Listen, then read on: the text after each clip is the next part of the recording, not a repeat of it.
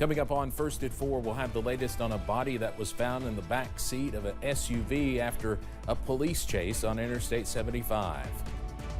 And the Kentucky Transportation Cabinet recognizes one of its crew members after saving a man's life during the July flood.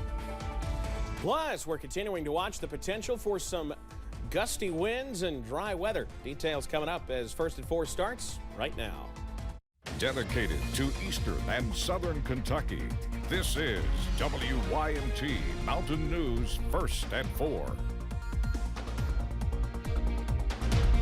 Good afternoon, I'm Steve Hensley. First at 4, new details are emerging in a Southern Kentucky high-speed chase and murder investigation. A dead woman was found inside a man's SUV after he was stopped following a multi-county chase.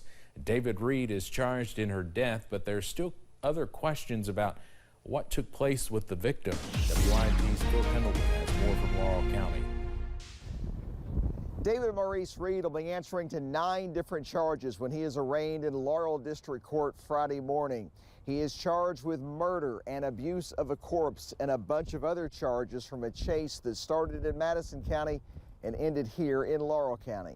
Reed is accused of killing 53-year-old Rachel Louise Carter, whose body was found in a plastic tote in the back of his Lincoln MKX after a 3-county chase Wednesday. According to the arrest citation, Carter had an injury caused by an edged weapon along with facial trauma.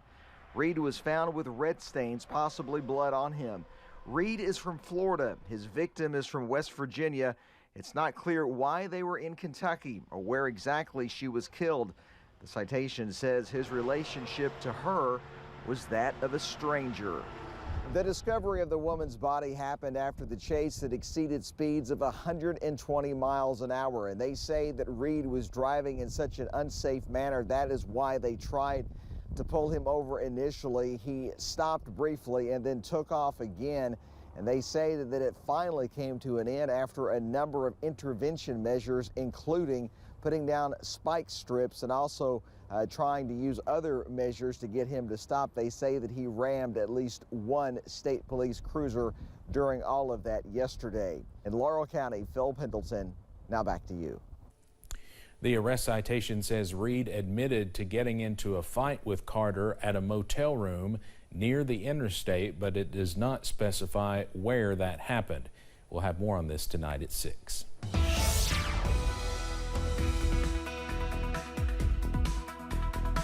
We will continue to watch clouds move on out throughout this afternoon. We'll continue to also see some breezy conditions as well. There's the view from UVA-wise, a beautiful shot right now.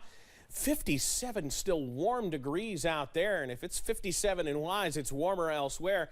64 London Hazard, 65 in Pikeville. Winds sustained 17 miles per hour at London Corbin Airport, 15 miles an hour at Hazard, a little lighter. Just 7 miles an hour in Pikeville.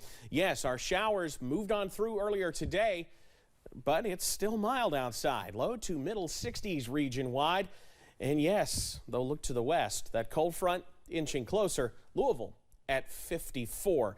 Winds very gusty. Western side of the area where the wind advisory is in effect. We're gusting to 37 in Monticello, 41 in Somerset, 33 in London, 37 in Williamsburg, and even 30 miles per hour in Hazard. But look up to central Kentucky. Winds gusting 45 in Lexington, 47 in Louisville as that front moves on through.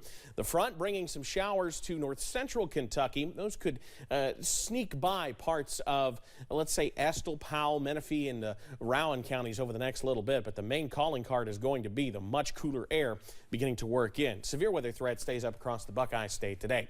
Details on when things start to at least quiet down a touch in a few minutes. Steve? Evan, thank you. The Kentucky Transportation Cabinet recognized one of its crew members this morning after he saved a man's life during the July flood. 21-year-old Daniel Smith had only been working for KYTC for about a year when flooding hit the region. On July 28th, Smith was working in the Long Fork area of Pike County when he jumped out of his truck and pulled a man out of the rushing waters. Transportation officials say Smith's dedication and selflessness has set an example for others, and the entire cabinet is proud of him. I asked him later on, Daniel, what went through your mind? And he said, nothing. Really, I just instinctively just jumped out to help him.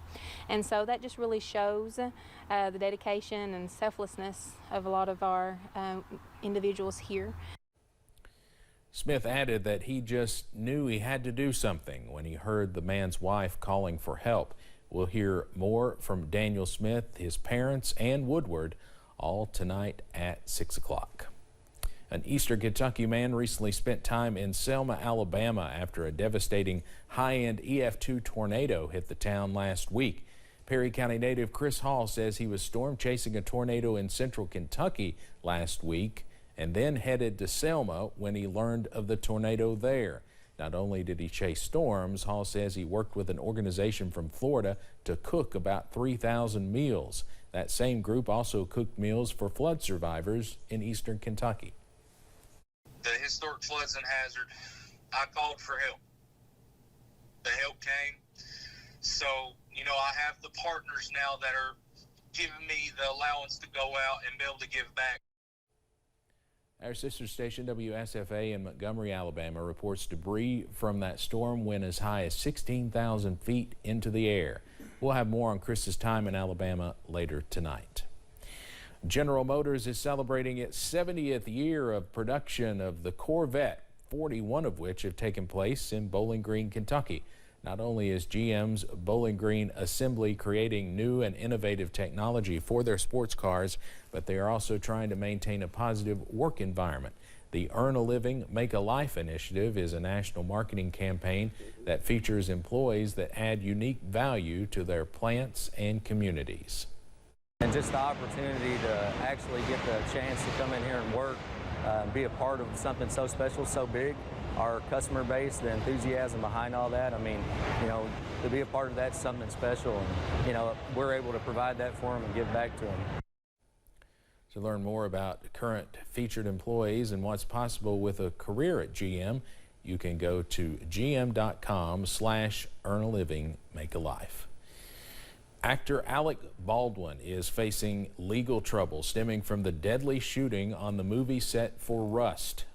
New Mexico prosecutors announcing today both Baldwin and the film's armorer will be charged in the death of the movie's cinematographer. CNN's Isabel Rosales reports. Actor and producer Alec Baldwin and film armorer Hannah Gutierrez-Reed each facing 2 counts of involuntary manslaughter. Helena Hutchins shot and killed in October 2021 on the set of the Western movie Rust. Just because it's an accident doesn't mean that it's not criminal. Santa Fe, New Mexico District Attorney Mary Carmack Altwies insists safety was disregarded during production. There were live rounds on set. They were mixed in with regular dummy rounds. Nobody was checking those, or at least they weren't checking them consistently. And then they somehow got loaded into a gun, handed off to Alec Baldwin. Baldwin maintains he did not pull the trigger. The DA says not only negligence, but recklessness was behind the cinematographer's death. It was the totality of the circumstances, that this was a really fast and loose set, and that nobody was doing their job. There were 3 people that if they had done their job that day, this tragedy wouldn't have happened. The film's assistant director, David Halls, signed a plea agreement and will not face further charges. The case has been a whirlwind of finger-pointing and accusations. Baldwin repeatedly denying responsibility. His attorney saying this decision distorts Helena Hutchins' tragic death and represents a terrible miscarriage of justice. An attorney for Gutierrez-Reed says his client has committed no crime, while the family of Helena Hutchins released a statement reading, "It is a comfort to the family that in New Mexico, no one is above the law." I'm Isabel Rosales reporting. Prosecutors say formal charges will be filed against Baldwin and Gutierrez-Reed by the end of the month. No court date has been announced yet. A Pennsylvania woman has been arrested and charged with murder after police found the dismembered bodies of her elderly parents in their shared home.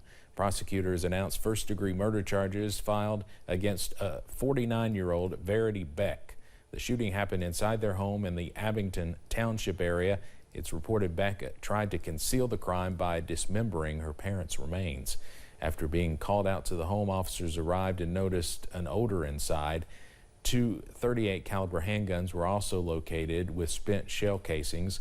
Relatives last spoke to the couple on January 7th. It's believed that may have been the day they were killed. Investigators are still looking for the motive for the double homicide. Straight ahead, one of the world's most influential female leaders is quitting her job. Reaction to the New Zealand Prime Minister's shocking resignation coming up. Plus, a drier and cooler end of the work week on tap as showers push on out of the region. Very latest coming up after this.